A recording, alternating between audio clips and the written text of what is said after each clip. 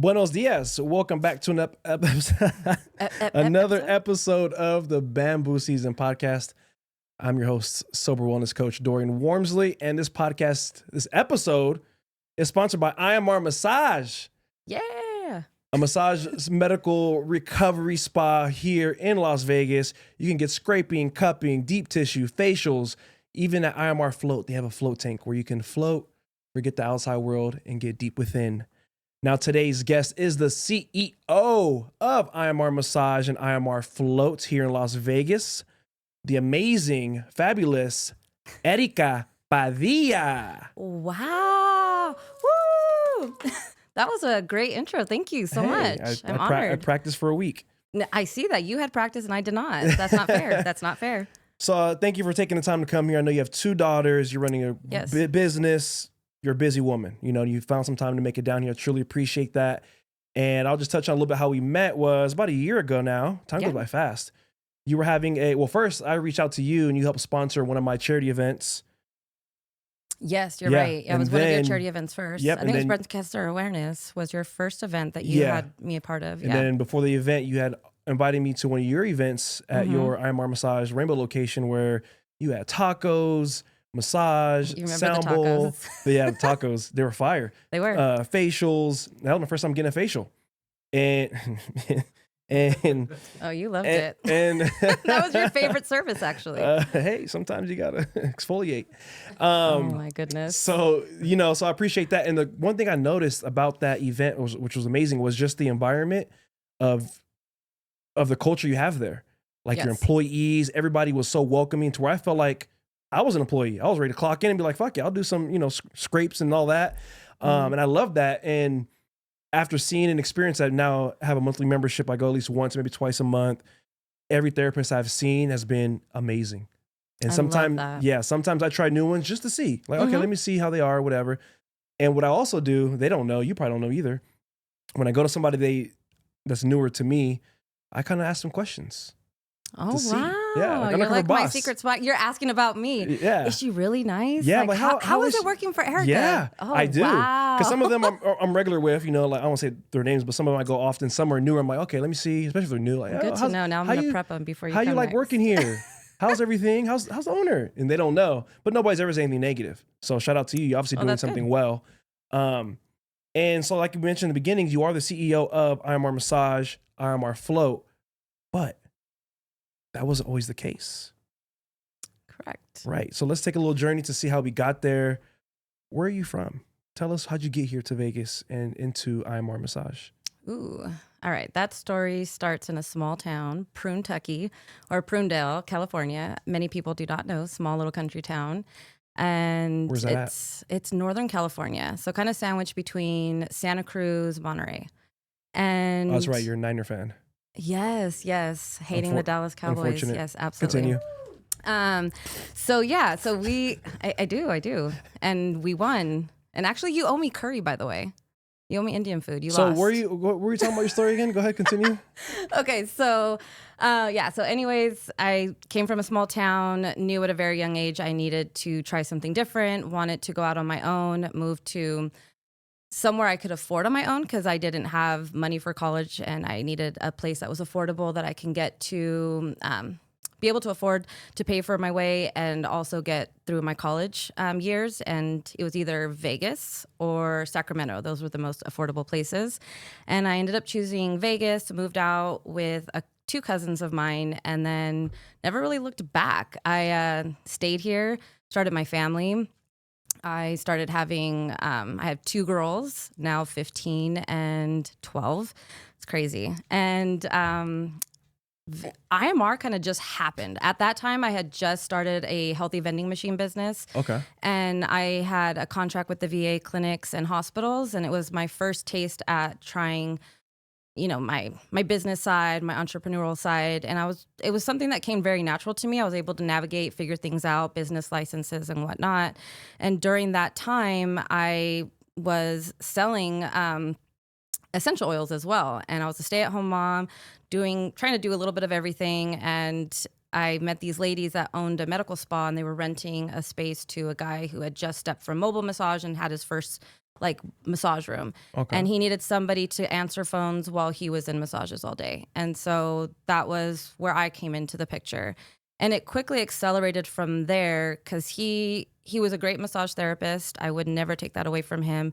But when it came to business, that was not his specialty. That was not something that he was naturally good at. So I saw an opportunity where the company had some growth opportunity. We kind of started trending overnight because of some cupping that Michael Phelps had at the Olympics.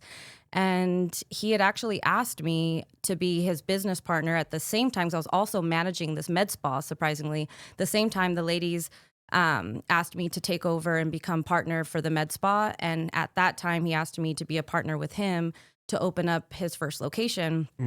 And at that time in my life, I was definitely more of a holistic. I wanted to help people. I didn't want to be injecting people with Botox and lying to people, telling them that they needed it because a lot of them don't. And so I chose the path with him. And I made a verbal agreement that I would be his business partner, which is probably my number one rookie mistake as a businesswoman, was that I didn't get it in writing. I took his word for it that I was his partner then. And we opened up that first location January of 2017. It was literally bootstrapped. It was both of our credit cards just being swiped, maxed out. We maybe had $10,000 like between the two of us and credit cards. That was it. Damn. And we opened the first spot. So he was trying to make money to do the build out because that first location was literally a shoebox. It was cement floor and just perimeter walls. And I didn't know what I was doing, but I just knew that I could do it. Like, that's just how I've always been. I'm going to figure out a way. I'm a problem solver. So I got in there, met with architects, met with contractors. I started becoming a project manager, ran the whole project by myself. And at that time, because I thought I was a business partner, I was taking whatever the company could afford at the time, which was like $800 a month, if that. Yeah. And I was working a lot, like a lot. And I was also two small kids at the time. They barely saw me. And I was, with this vision, again, I'm going to be business owner. I'm a partner. And so when the place opened about a year after, I kind of was like, oh, wait a minute. I'm not a business partner on paper. So I better make sure like we get this going. And then that was when there was a turn of events, and probably the first part of learning a lot is I had to buy in. I was no longer considered a partner. I had to buy in against my hard work. And it was like $100,000 buy-in. So hold on. After all this, right? Mm-hmm. And did you approach him like, hey, I need something on paper to say I'm a partner, this and that? And then he hit you with, well, yeah, at that point, I had barely asked for like a raise. I finally was making, I think, like 38,000, maybe 40 at the time, and running the company completely. Like, I was the HR department, I was the manager, I was there morning, nights. I mean, I was fully dedicated. Like, I was there all the time. And he was a part-time massage therapist at the time, and then the rest of the time, he was out doing whatever he was doing. And so again, I thought, I was building something and that I was already partner. And so when I did approach him and say, hey, I'm ready for, what does this look like in writing? Like, what kind of percentage? Like, what are we doing? And it started out where he wanted like 70-30, finally negotiated it to a 55-45 split, but I couldn't get out of the buy-in. I got it down. I think originally he wanted me to buy in at $150,000 because the company went from making $7,000 a month to about $50,000 to $80,000 a month very quickly. Yeah. And that was me working this whole time and making very little. So when that happened, that was the very first taste with a business relationship that went quickly sour after that, because it changed the dynamic of what we were doing. Because then I was like, wait a minute, like, I have to buy into this. And not only did I take this, this really, really low pay, but now I got to work my way into now buying $100,000. And that was a lot of money. I was barely making $40,000 a month, and I had to now buy in at $100,000 on top of that and pay him on top of his owner's distributions. So it was a lot. So that was how the journey started. And then real quick, before we keep going. So now when you look back on it, because I understand people like to say, well, business is business and things like that. Now that you're a business owner and you've been in it for a few years, do you feel like, was he right in that? Do you feel like, damn, he could have been more understanding that I helped him do this? Do you get what I'm saying? Oh, yeah, for sure. I mean, there's two different ways you can look at it. I mean, there was one aspect that he wasn't wrong. Like, I didn't sign anything. Yeah. Like, who's to say what that verbal agreement really meant at that time when we both went into it? Like, yeah, we're business partners. We're going to open up this space together. He felt like because he was the one signing the lease, that he was responsible and took the biggest risk. But I was also forgetting, like, all those were my credit cards too with you. I was also taking a risk because we weren't making anything. And so I think that the lines got blurred, and in his opinion, he didn't feel like he was doing anything wrong. And that's where we went back and forth. And I had to basically take accountability for the fact that I didn't know any better either. And I didn't get things in writing. And that was lesson learned for me. And I had to accept the responsibilities that came with it, which was now I have to buy in. But I still wanted it. I saw the potential in what the company was doing because I was also there all the time. And I knew that it was growing and what we were doing as a team. And so I accepted the buy-in and said, okay, fine, I'm going to take the buy-in. And then we agreed to the 45, got everything in writing. And then we quickly started expanding. So we opened the secondary location. Well, the first location actually expanded, went from 5 rooms to 14 rooms. I took over the last space next door and built that out. And that was like, I think, in year 2. And then that same year, we took over the float center and we built that spa out together. And then by the time I got to Rainbow, that was when I really realized that he had kind of stepped out of the business in a lot of ways. He had nothing to do really with the massage side. And we went into the last location. I did that one completely on my own. And that was when I realized, what are we doing here? Like, how is it so, like, the split? And I think that's when he also realized he was kind of done with the business. And he started traveling more, and he found out that his higher calling was outside of the business. So fast forward, I bought him out. So how recent was that? That was in April. So about 6 months. Oh shit! Damn, we're in December. It was recent. So it wasn't easy. It wasn't that he wanted to sell out. Yeah. His idea was that he was going to move to wherever country he'd landed in, and he wanted me to continue to run the business and continue to pay him out his distributions each month. And there was a very great coaching session actually with Coach Lorraine. And we talked about identifying values and what things were bothering me about certain things that made me upset in our business relationship. And one of the biggest things is I value hard work. And that was something that he wasn't. And his work ethic was nothing like mine. He was kind of, I don't want to do anything, but I want the payout. And so we butted heads a lot. And when he basically told me, I don't want to work anymore, but I want you to continue to pay me, I'm like, no, I've done that for 8 years. I can't do this indefinitely. Like, I don't know how I'm going to stomach you being in Bali or wherever you're at, and I'm just cutting you these fat ass checks every month. Like, I just can't. That's going to bother me to my core. Like, that's an arrangement I can't do. So then it kind of started boiling down to, what do I deserve this? Because when I first took the deal, I could have probably fought more, but I wasn't there yet. Like, I didn't see the full potential of who I was.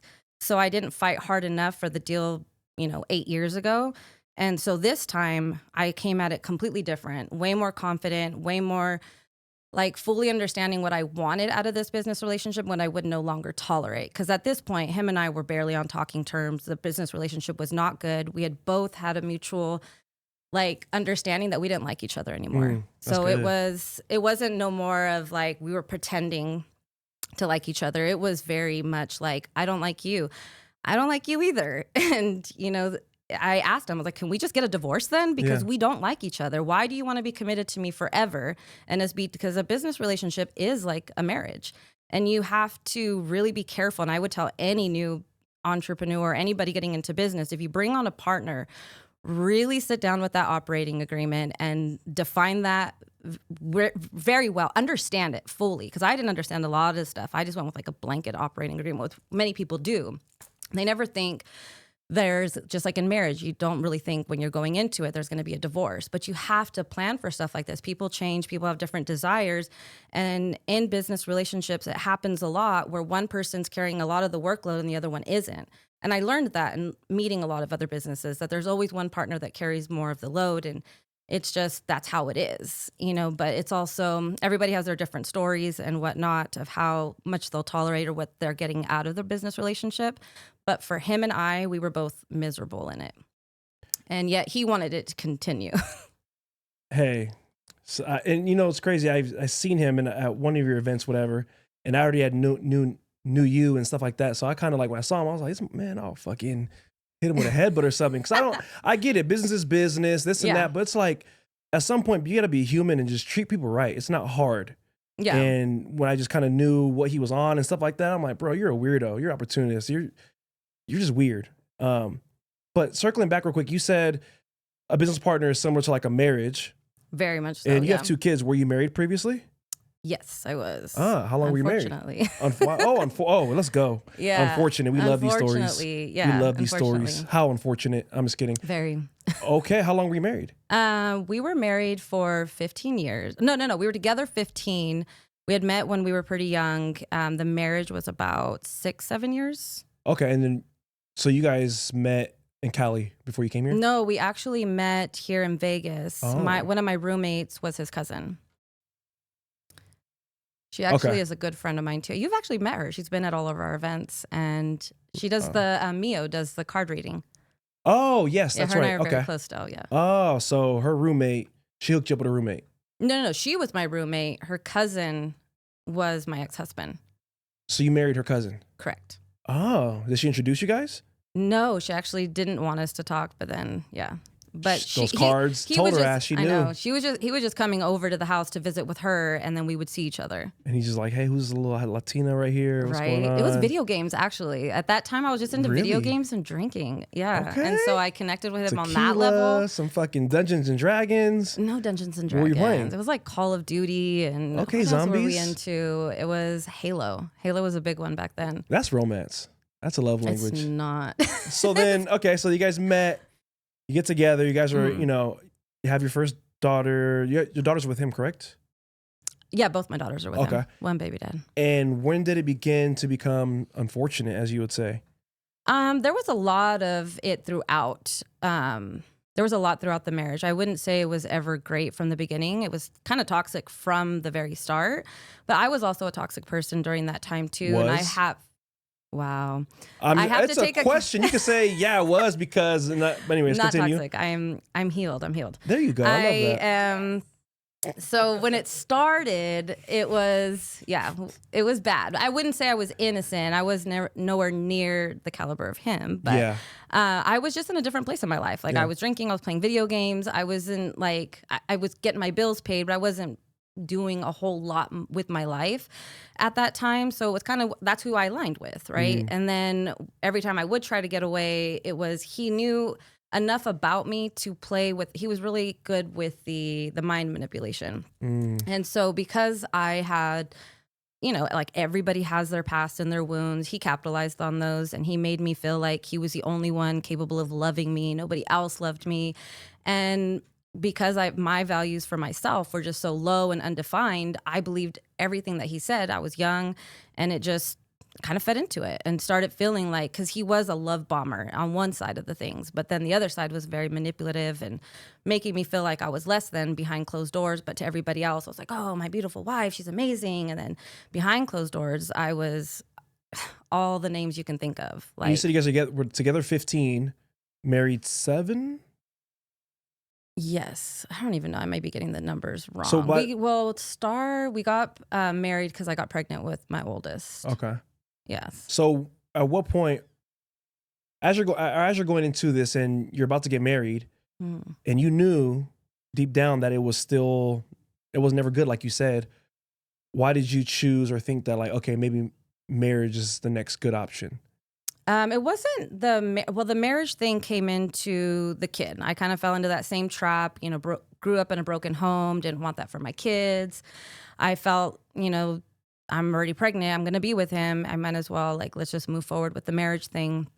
And it was that simple. It really was, because I wanted my kids to be in a home style that I never had. And I thought at that time, because it was the flip-flop. You have to understand, at this point, he has me fully convinced that he is the only one that will love me to this capacity. Like any little thing, if there was like a fight with a parent or a sibling was like, see, I told you they don't love you. See how they are. And like would just never encouraging like, oh, maybe they feel a certain way or give it some time to rest. Because my family went through a lot too. And so he used my family trauma and all the stuff that my family was going through as an opportunity to say like, I'm getting you away from that. Like you don't need to be around that. And your family doesn't truly love you. And you know, so when you're told that over and over again and your family is, at that time, my family was extremely broken. My brothers and sisters, like everybody, it was a mess. And so he was kind of my rock in the sense because he fed into this safety of like, I'm getting you away from this lifestyle. And it was just a lie that I started to believe so much that I didn't even know how to see myself out of it. And when I'd have glimpses of truth of like, he is so toxic, like this is a lie, this is bullshit, I got to get out. It just, he got to the point that was so good. And this is where he really got me in the last few years is when I finally had a job, he was not doing good financially. So he literally told me, if you leave me, I'm going after you for alimony, child support, everything. He's like, I dare you to leave me. Whoa. Before, when I was a stay-at-home mom and I didn't have any income, it was, I dare you to leave me. I'll make sure you have nothing.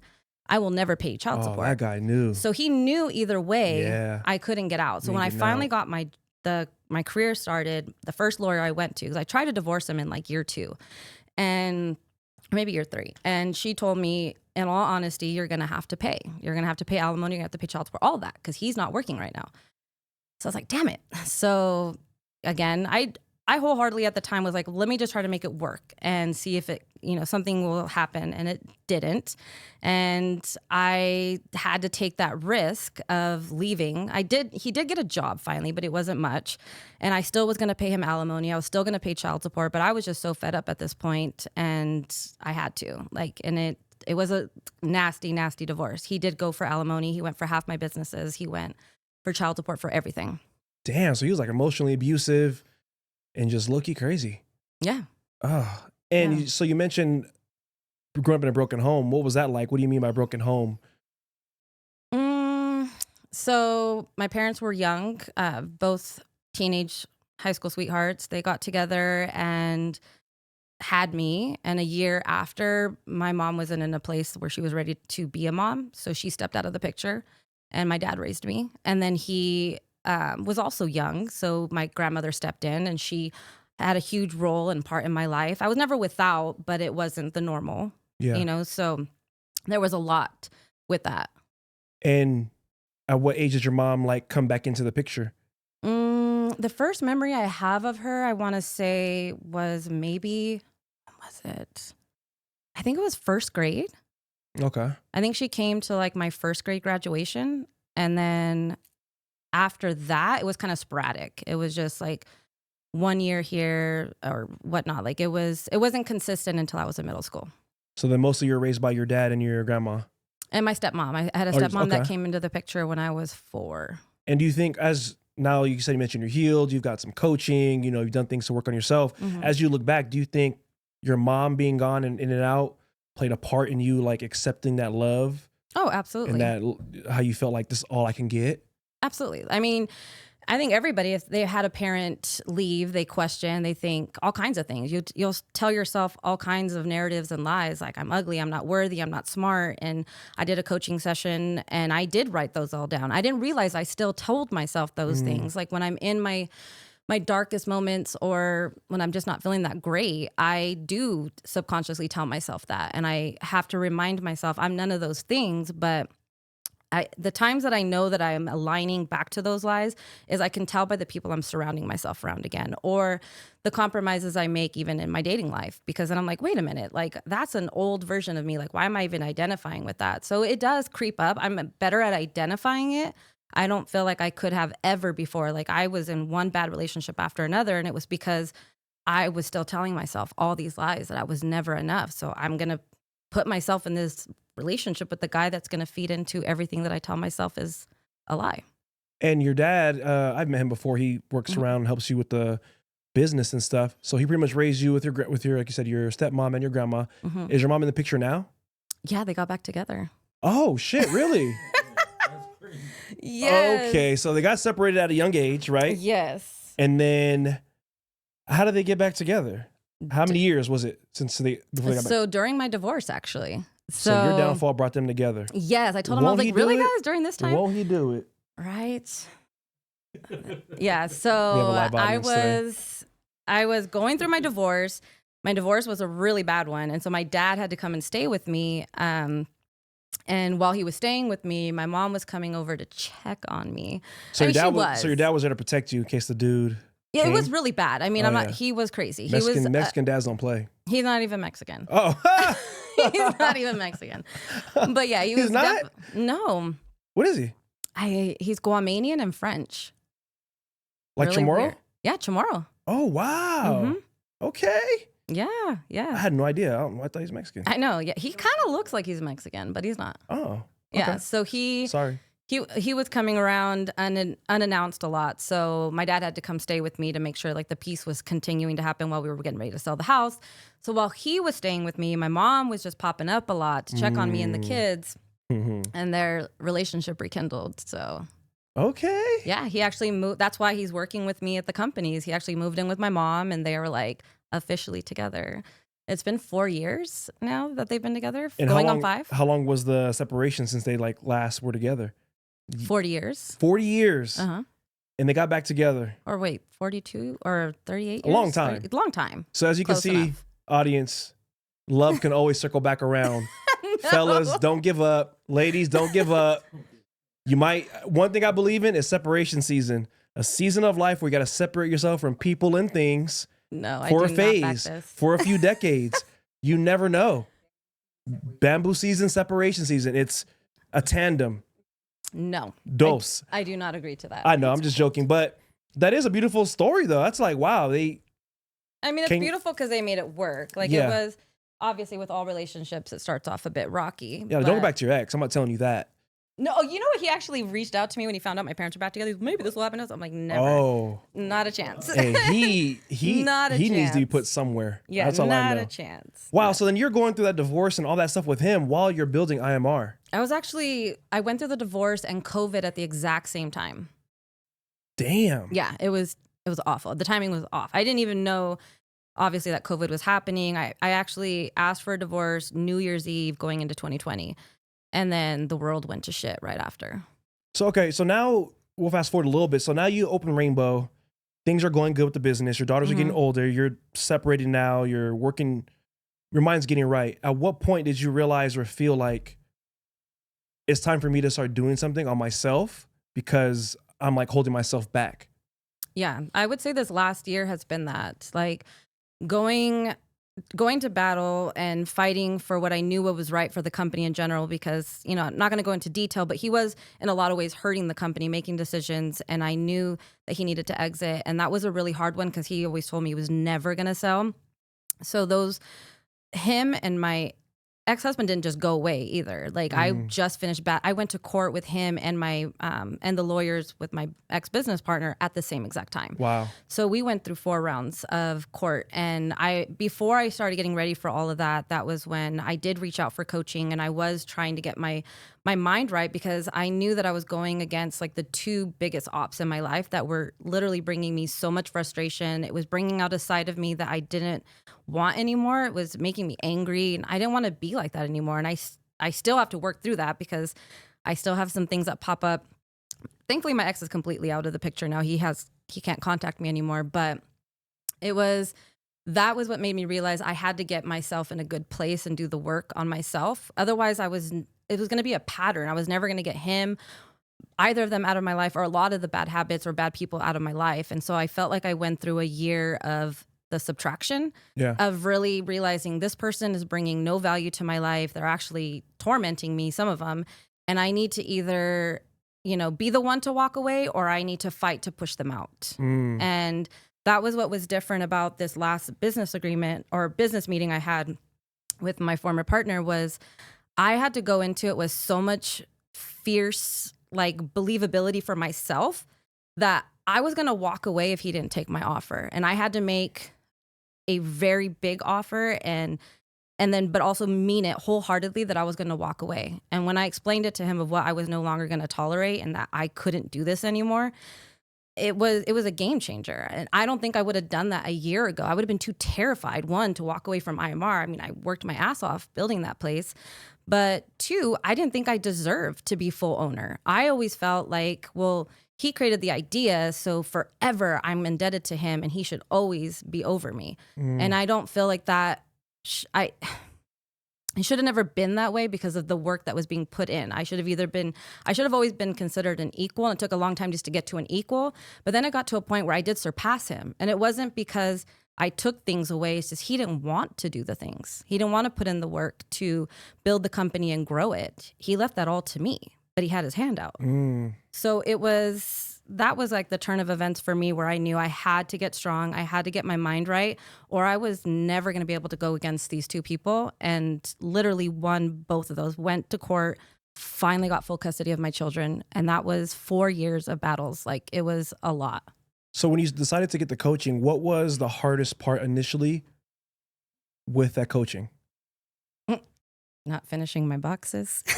I had some boxes I was supposed to fill, and it was the different people in my life and the feelings that I had towards those relationships.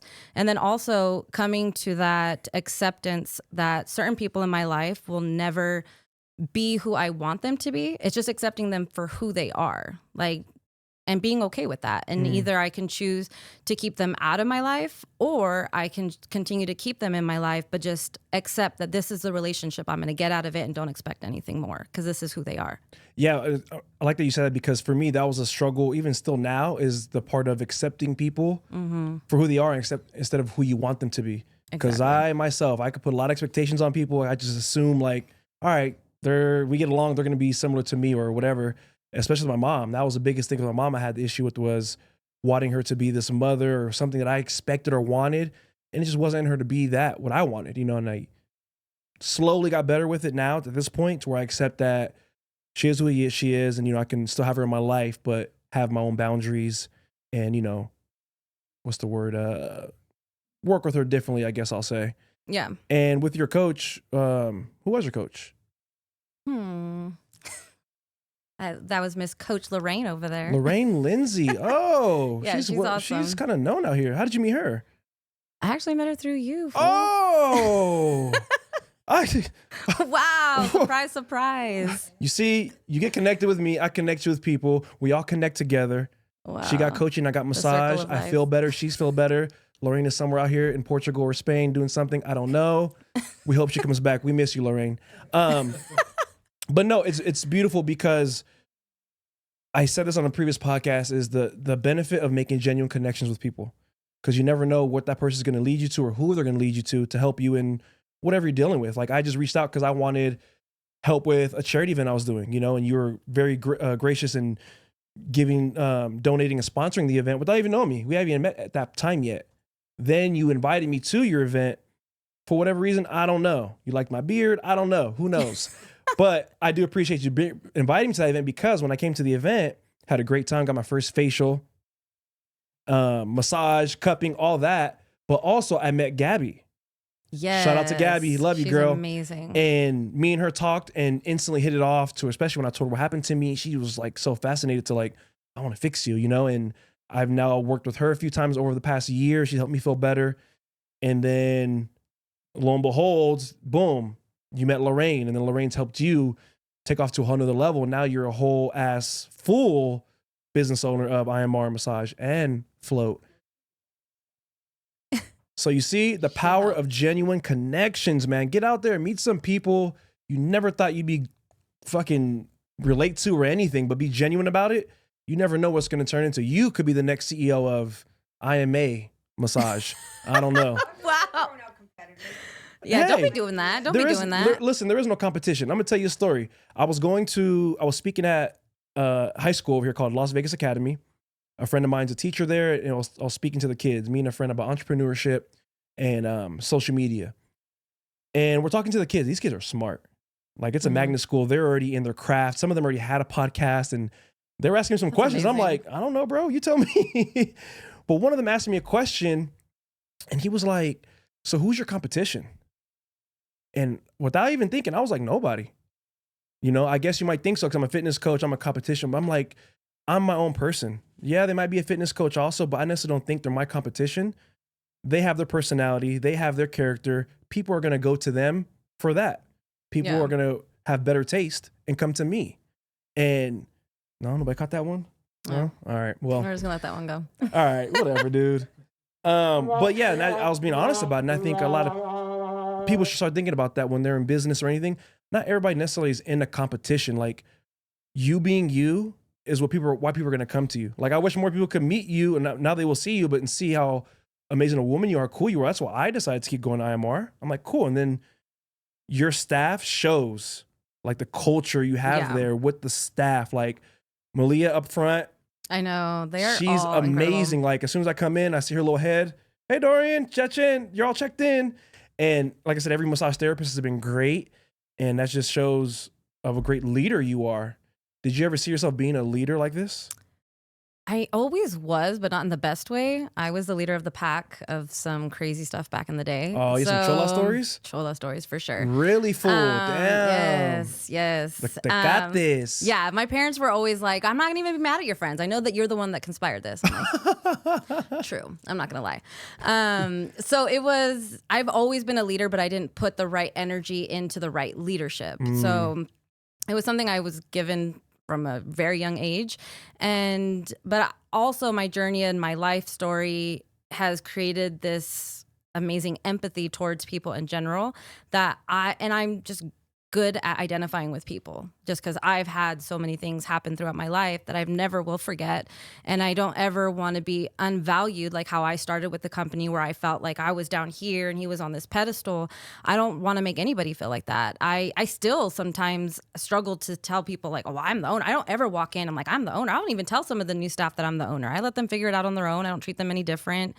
And I have a really good relationship with them. Like, we're getting ready again to gear up for some more tattoos together in about 2 weeks. And I open up my home to my staff. Like, I really value the connections and the people that I work with. And that is something that will always set IMR apart as long as I'm around. And hopefully my kids take it over and do the same exact thing, because it is about the culture and investing in people and making them feel valued, pulling out their strengths and capitalizing on them. Even, Gabby, she's so gifted and talented. And she was so unique that I couldn't just put her in a room and tell her, here's all that you can do. Like, she would never thrive. And she didn't. She hated massage and all these other, chains, because she couldn't flourish and be the great-minded, out-of-the-box therapist that she is. But when you see talent like that, or you see something in somebody, it's bringing that out. And I feel that's what is the magic in IMR. And everybody that works there, they're passionate, they're incredible, they feel valued. I feel valued. I don't feel like they're ever taking advantage. I mean, we have policies and all that other stuff going on, but from the core of it, like, we truly do have a great culture and a great vibe, and I am very proud of that. Do you think, in your opinion, leaders are like born? Like, people are literally born, natural born leaders, or they become them? I think there's a combination of both. Just like I was born a leader, but what kind of leader? I could have done that same, bringing people down the wrong path, or I can put them alongside me. Like they always say, like, that's always been my leadership style. We're alongside each other, fighting the same battle. We're trying to earn the same type of money. Like, we're trying to get to the same goals. And I will never forget that. Yeah. Cause a bad leader is like, what's his name? Two names came to mind. One, I want to call him out, but, what's that guy's name? He had a cult back in the day. Jim Jones? Yeah, Jim Jones. You know about the story? No. He had like a whole cult. It was like a fake religion type vibe thing. And he took them all out to somewhere in South America. Yeah, and he was about to get caught. And they all drank the Kool-Aid. I think that's where Satan came from. And they all died. They all killed each other. Yes, I do remember that. I do remember that. It's a good Netflix show. It's a Netflix show called Cults, I think. And it's like different people who ran cults and had that. Perfect example of born leader, but what kind of leader are you? Yeah, and I worked at a gym where you saw it was not by a good leader. It definitely wasn't. Don't even get me started on that. And the crazy thing I identified that right away. I was like, what is this? Yeah, and that's one thing I learned. I don't know where it came from. Some say I'm a genius. Who knows? I don't know. But I have good discernment. I just feel like I do. I could just see it sometimes. Like, I've been a bullshitter. I've been an ain't shit person. I've done dumb shit. So when I see somebody, I'm like, I don't know what it is, but something. And with that person, I saw it. But on the same side, I was like, you know what? Maybe I'm just being in my own head. Let me give them opportunity. And sure enough, the dark always comes to light. one thing that was cool about you though, you and other Erica, shout out to other Erica. Oh yeah, You guys amazing. would always come to the workouts and you were like, look, I don't want to support that person, but I want to come support you. So I'm going to continue to come to, you know, to these sessions. So thank you for that. Appreciate that. That makes me feel like I'm doing something right within my craft as a, you know, fitness coach and just being a good person. I had to take a the second. validation over here. She's just here. I don't know. So now, okay, let me ask you this, because you, like you said, you're very about action, which I love. I'm the same way. I don't like to think too much. I'll take action I'm not a and procrastinator. learn later. But as you being somebody like that, kind of headstrong, a leader, how's that with the dating scene for you? Is it hard to, is it hard? No, I'm saying, You're gonna go there? Yeah, No, because is it fine. hard, you know, to find a person to where maybe a man is also that and you guys clash heads, or maybe you come across a man who's more, you know, and you got to like be the leader? Dating is what? a sore subject. That is just one, non-existent right now, and two, there's a combination of it. There's definitely a lot of men that are intimidated by what I bring to the table, and I think most men are looking for that damsel in distress because they need to feel needed. And when they find a woman that doesn't need anything from them, and to be honest, I make more than most men, so it's hard for them to feel like they're coming and meeting me at eye level, and they're always trying to prove something. And I don't ever actually say that. If I am starting a dating conversation, I'm not like, oh, I own this, this, and that. Like, I kind of keep that under wraps for a while just to get to know the person. But it does change the dynamic once they find out, and they just exit themselves out, which I appreciate. A lot of people have just exited out. And then there's the other ones that do feel that they can see eye to eye, but it's not genuine. It's usually to be more on the physicality side of things as opposed to wanting to be in a relationship. I find that more in Vegas more than anything, is that a lot of people are afraid of commitment and they don't want to put in the work that it takes to build like an actual partnership and a relationship. And that is more of why I'm taking a step back and why I continue to take breaks from it, because I'm not finding that caliber of partner. I'm finding more, you know, the fuck boys out there, and also the I can't keep up, so I'm just going to exit out. So it's one or the other. So what is it you think about you that's attracting these type of people? It starts with looks. I mean, I'm not an ugly person, so I'd say that starts first. It's the physical attraction. So sometimes people think, okay, we know that, but there's got to be something else to where these type of men, there's so many different that are just styles coming like, of oh them. yeah, we can smell that over there. Let's go see. Well, it could be a lot of things. If I post a selfie, sometimes it can be the kind of comments I get behind the scenes it's a lot, you know, and I'm not posting it. It's something new for me. It's actually, if you ever, I'm sure you're not digging through my social media, but I never posted myself from like, if you look through it, it was a year ago it started. That photo Prior shoot. to that, yeah. Prior to that, I never posted myself. It was always about my kids. It was about my business. I would take pictures of nature. I hid behind the camera. So there was a lot of empowerment when I found myself getting in front of the camera, taking pictures, doing photo shoots. And then the attention that came with it was half and half. I had a lot of women like, wow, I'm so like empowered by you. Thank you for posting this. A lot of people that know my story and know the abusive relationship I came out of are like, this is amazing. I'm so happy to see you flourishing in life. And then you got the other ones that identify like, you must be wanting this type of energy because this is the energy I'm getting from you from these pictures. And so there is a fine line with that too. So that does attract that. And then there's also, I don't know, just do you think men? Okay, it's always. I mean, it's just how they're we come on here and just it's always the men. I'm not saying that women are not sexually charged, but it is. Oh, statistics show. It is definitely higher for men to definitely engaging in that a lot more, being more open about it. I'm not a genius, but I think it's equal with the wanting to pursue somebody, but I think men are just more proactive in it, to shoot the DM or shoot the comment, as poor women kind of want to seem so eager. They kind of want to sit back. In their mind, they're probably thinking like, damn, I would love to take him out to, you know, wherever. You know, let me ask you, not many women are like that. A lot of them are like, what are you going to do for me? I think some women are just scared to be perceived a certain way. That will. I don't want to look thirsty. I don't want to look like this. Oh, for sure. I think that happens on both sides. And that's ridiculous. Grow up. Be thirsty. I think that happens on both sides. Like it's going, those women are but single. it's being vulnerable and putting yourself. Women are going to cancel me. No, it's the vulnerability part, I think, is the scary part, because there's just so much. I mean, there's so many. I mean, they've created like, are we dating the same guy type of chat lines just to find out that there's so much. I'm going to have to look. I'm not, I swear. My clients, I'm gonna check. My clients always look and tell me. Oh, really? Yeah. You're like, make sure I didn't make the list. My baby daddy was some girl.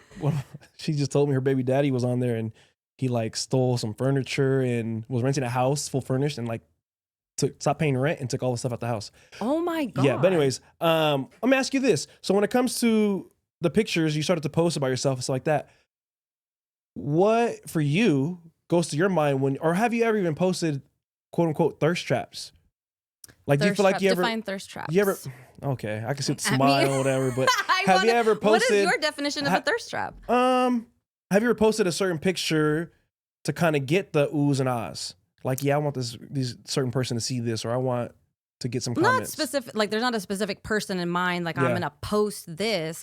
It's hard to say because, again, I'm coming from a place where I never posted them. So it's just, there's a combination of two things. Like I would say that most of them have been me coming out of my shell, kind of having that I mean, the girl boss thing just started around that time too. Yeah. It was kind of like a coming out story for me because before then I was very home. If you saw pictures of me 5-6 years ago, I was extremely homely looking. Like I actually looked older, I feel, in my younger days because I carried myself different. I didn't dress the same. I looked a lot older, I would say. What do you think has been the hardest part you've had to learn as you got into this leadership role of this big business?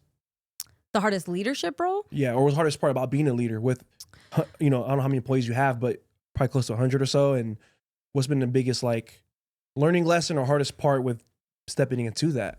I think the biggest lesson that I've learned and that I'm continuing to grow from is trusting the team more. Like I used to do everything, and I am a Virgo. I'm a control freak. Like I like to have my hands in everything. But Virgo, okay. I have Virgos are amazing. It's all coming together. So I took a big turn, I want to say about 3 years ago, and trusting Erica, who we gave a shout out to before. She's amazing. Mm-hmm. She is an incredible person, and her work ethic. I mean, we finish each other's sentences. I can ask her to do. I already did that. I was like, what?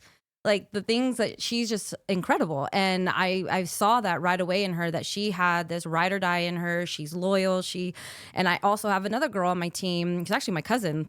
She runs the company with me too. And so these two women in my life that came alongside me were the best thing that ever happened to me, because it gave me that final assurance that I could let go. And then it grew me even more as a leader, because now I wasn't bogged down by the day-to-day and the emotions that comes with running a business. Because in the beginning, I was everything. I was so involved. I used to get upset at employees. I used to take things personally. If somebody quit, I was practically in tears. Aww. Like there was so much that I took personally. And then stepping out of that and trusting the team, and I hate using the word delegate, but it's a form of delegation, but also valuing what they bring to the table. They made a lot of things better, honestly. And I'm okay saying that there was things that I would get stuck on. And like recently they had taken over the app for me. And when they built and launched our app, they surprised me. They're like, Erica, we know that tech's not your thing. So we surprised you and we launched the app. And I was like, you guys are fucking amazing. Like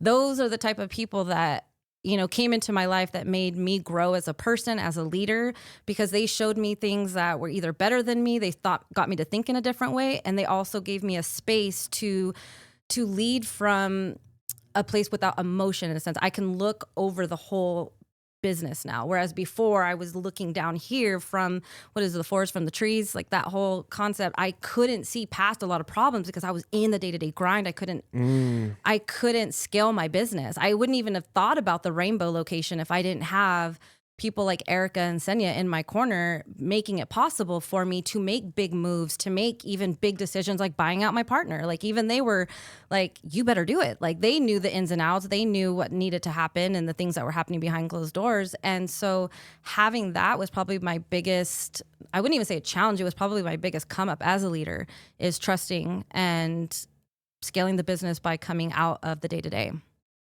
It's hard to see the picture when you're in the frame. There you go. See, I like that. That's going to be my quote at the end. Yeah, like Lorraine, long-winded. But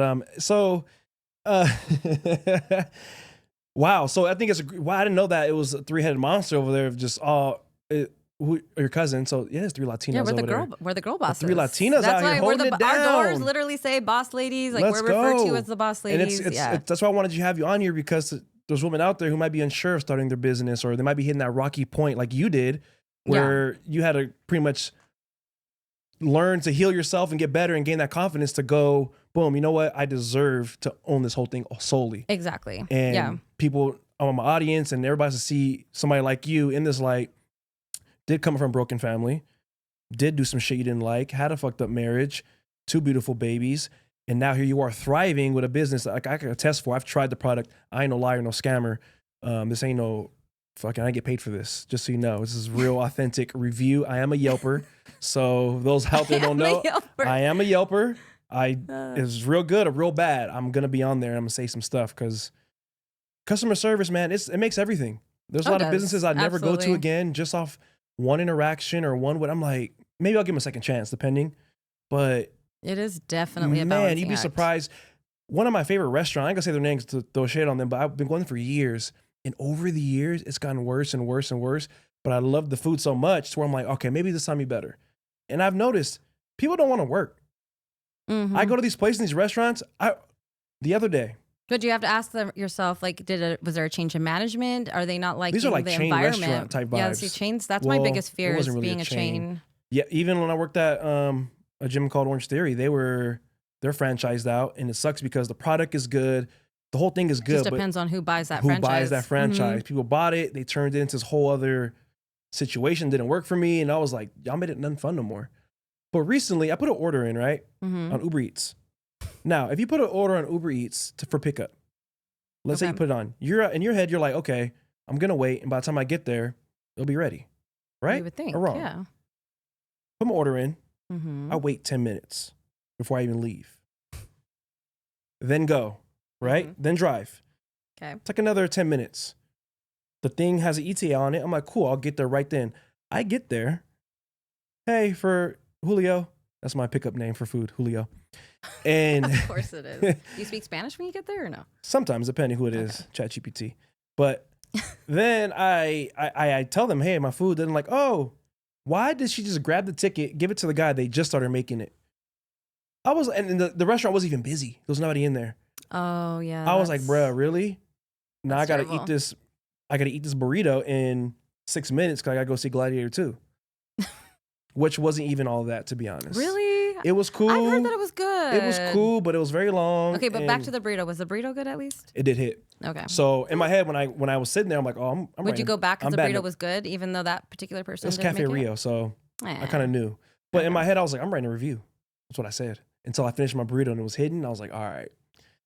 So maybe Esteban had a bad day. I'm gonna leave it alone. Yeah. So let me ask you a question. What's something right now that you're struggling with that nobody knows about? Ooh. There's no right answer. I know. I'm trying to think. I mean, I already kind of touched on it. I would say I don't really have anything I would say particularly that I'm struggling in, other than the dating life has been like the one thing that I would say I have no control over that. That's like I do want a partner one day in my life, but I don't see any potential people coming into that anytime soon. So I would say just the struggles and the balance of accepting that this is maybe not my time. And also probably, I do have a good struggle, and that's being a single mom. It's hard.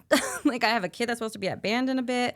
I've got a kid that's at volleyball practice. I've got a crazy schedule. And I think that sometimes maybe I got to check myself. It's like, do I want a partner because I just want some help, or am I looking for love? Like sometimes I'm like, I want to rent a boyfriend. You need to put that on there when you go dating. Like, look, I'm looking for somebody like that can drive the kids. Can I just have somebody?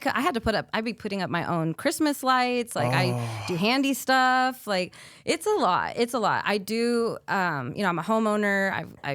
I have my kids 100% of the time. I don't have any help in that area. So that is a balancing act, because I do make it a point to be very present in my kids' life. I'm not an absent mom in any way, shape, or form. I do a lot with my kids. I have an amazing relationship with them. That actually, remember talking to Coach Lorraine about there was some gaps in there, and that has just flourished over this last year.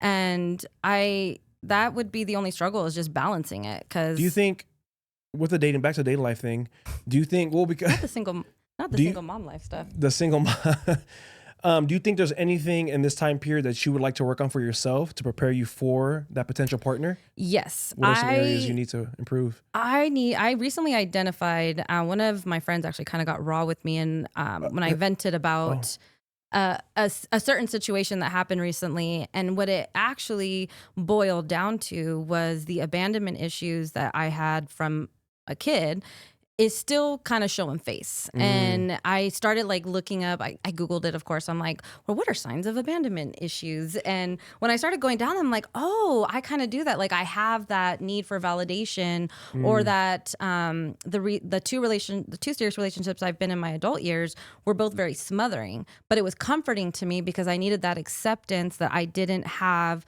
when I was younger. And so that is something that still kind of peaks itself out. And I didn't realize it until somebody said, well, you know, why are you expecting them to like message you back right away? Or what is the validation that you're looking for? And, you know, maybe it's not what you think. I ended up actually being right. My gut was absolutely right. But the bigger lesson that I learned, and I'm actually excited to continue to work on, is that I still have that. And it's okay because I see it, and I can nurture that side of me. And I started that again with myself in the mornings, like, Erica, you are loved, you are accepted, I am enough. Like all those things that I forgot to tell myself, I have to remind myself to do again, because it did show in a recent dating situation where I was starting to kind of feel a little needy. And it was because I was going back to that side of me that needed that validation and acceptance. To touch on your stuff about validation, with me when I was younger, not now, this is everything I talk about with my dating life is always pre-sober me, because when I got sober, it was like a whole different person. Yeah. But before that, one thing I noticed even with the alcohol was I was using alcohol and women to almost validate myself. In a sense of, I wasn't like just promiscuous out here in the streets like that, but just the company of a woman. And to me, it made me feel like, in my head, I wanted to be seen as a person like, oh yeah, he get girls type thing. Like I used to love that, getting that, or feeling like that was the idea people saw me as. So I was always flirting with a girl, or had a girl, or something like that in some kind of form or fashion, because it made me feel like important. It made me feel validated, like, oh yeah, I'm somebody. Yeah. Then when I went sober, I purposely told myself I'm gonna go celibate also. That would have lasted like about a year, but around the 6-month mark, this girl comes to train, right? Like a session. And then later on, like I ask her, like, does she want to sign up? She straight up tells me like, no, I was trying to, you know. And I'm like, oh, you got the wrong, you were using me? You got the wrong dude. I'm here for business before pleasure always. And it felt so empowering because I was in that celibate mode anyway. And I had gained back so much power to now, moving forward, it felt more, like I said, I just feel more empowered. Like I'm more in ownership of myself. Like I'm not just chasing that feeling that or chasing. Yeah. I'm like, nah, like it's deeper than just hooking up. I need to see or feel more than that from you. When I was younger and not in my right mind, that's all I cared about. I didn't care about our feelings. I don't care about your favorite color. I don't care what your allergies, you're vegan, whatever, Christian, what you voted for Obama. Yeah, I don't care. as long as you're feeding my ego, you can That's stick around. it. Yeah. And shout out to, I forgot, who's that coach? Lorraine Lindsay. She helped obviously both of us out with some issues. I have one more question for you. Okay. I got this from a recent podcast I heard, and I thought it was fucking amazing. He said, let me ask. I'm scared. You should be. What book or movie character do you relate to, and why? What book or movie character? Or TV character? Oh, this is a tough one for me. I do not read often, and I don't have any good shows that I would refer to right now.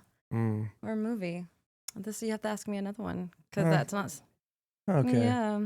So the crazy thing is about this question, when the lady talked about it on this podcast, she said, it might sound crazy, but that she asked her friend that, and her friend, who seemed very put together, very like proper and all that, she said, the girl from Hunger Games. What's her name in the movie? Katniss. Oh, Katniss. Yeah. Yeah. And the lady looked at her like, what? Yeah. She was like, yeah, because Katniss was fighting for her life. She's like, that's how I feel. I feel like I'm fighting for my life every day. Okay. I get up and I try to raise these kids. It's hard. And that it changed her perspective. Like they had been friends 6 years and she didn't see this coming or know this about her. That she saw herself as that. Yeah. And I thought, oh, it's a great question it makes you think deeper too. And I'm like, I think of myself as Will Smith, I Am Legend. I'm just out here. Oh, wow. I'm just out here trying to save the world one zombie at a time. One zombie at a time. One podcast at a time. Or I don't know who else, but in all honesty, one of them I did think or feel was like 7 Pounds. Will Smith. That was a good movie. I don't know if you've ever seen that. It's one of my favorite Will Smith movies. Which one? 7 Pounds. No, I haven't seen that one. You have to watch it. Huh. It's to me one of my favorite movies by him, up there with all the other ones. All right, well, so we'll wrap up here. I know you got things to do. I appreciate you making it in today. Before we go, what's a quote you live by and why? Oh, you said you were going to ask me a quote. Or a saying, or something your mom or dad told you. There's got to be something that plays in your head. Maybe when times get hard or anything, you're kind of like, okay. Motivate somebody. Help somebody today. Help somebody today. Yeah. There's so many things I could say if you say it like that. Help Lorraine. You said help you? Help Lorraine. Help Lorraine. I would say so many things that are crossing my mind right now. One thing I actually talked to my daughter a lot about, and I say this, it's going to be our first 2 tattoos together, is this too shall pass. And that one hits hard for both of us because not that both my kids haven't gone through a lot, but my oldest saw a lot and she wasn't able to block it out as well as my youngest did. And so we've been through so much, especially in this last 4 years. I had a conversation with her right before I got here and I was like, baby, like we've come a long ways. Like just think where we were last year and the struggles that we had. And I mean, we were really going through it. Like we had a lot of stuff going on. And now that we are here, and we would tell her like this too shall pass. And then sometimes when we get to a really good place, I'm like, didn't I tell you this too shall pass? Like we're here. And you don't ever think about that in the misery and the pain and the frustration that you're going through. You think that this is never going to end. You don't want to get up in the morning. You don't know how much left you have to give to anybody or even yourself. And if you measure backwards and you realize where you've come from and how much you've overcome, you realize how much this will also pass. And if you always keep that mindset, you could always keep going forward because nothing will defeat you. Okay, mija, dropping gems. Woo! Mic drop. We'll put the captions in Spanish. Thank you. Thank you. Muchas gracias. Thank you. Thank you all for tuning in today to the BambooSZN podcast. Shout out to IMR Massage here in Las Vegas for sponsoring this episode. Where you're at right now, you might have not thought you were going to be here, but here you are living and breathing. The new year is coming. Be somebody better. Not for anybody else but yourself. Stop playing games. 2 words. Vamos, andale. Did you say vamos? Vámonos.